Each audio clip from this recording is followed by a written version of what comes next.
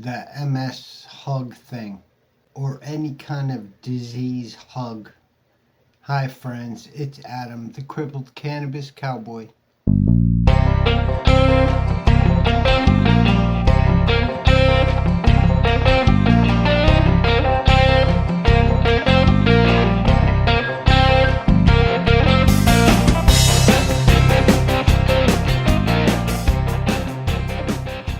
Thanks for watching my video on what an MS hug is like and I guess the different perspectives that go with it, in hopes to educate the world and bring awareness to what the hell's wrong with me.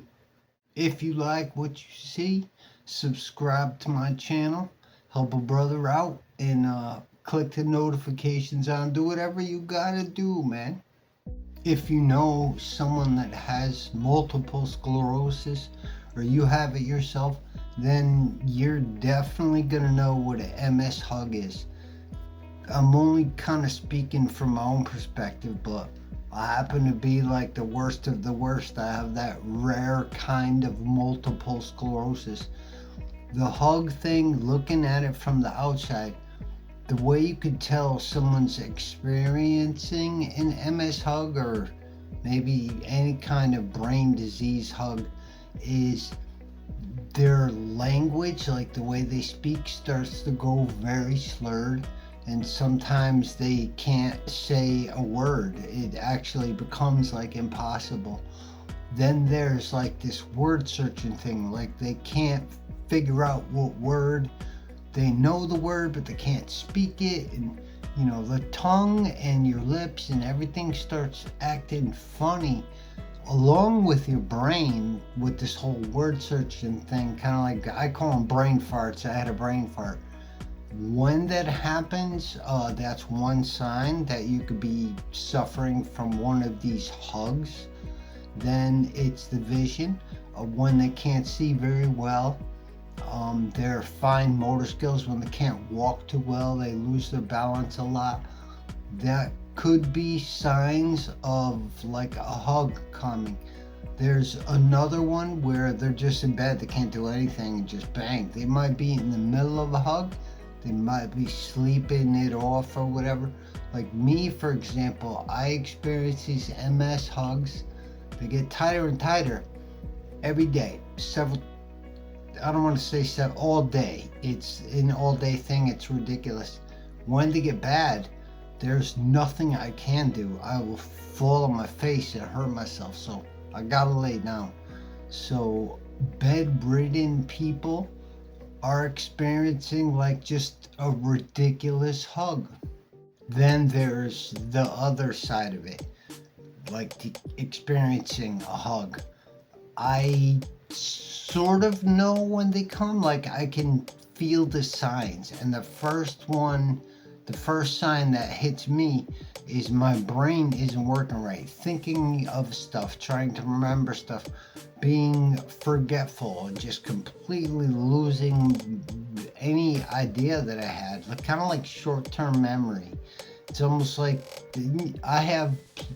if you have this, you're going to get used to things that remind you, and you use pointers on your phone. Then it comes time to where you can't really type, whatever. That's a totally different story.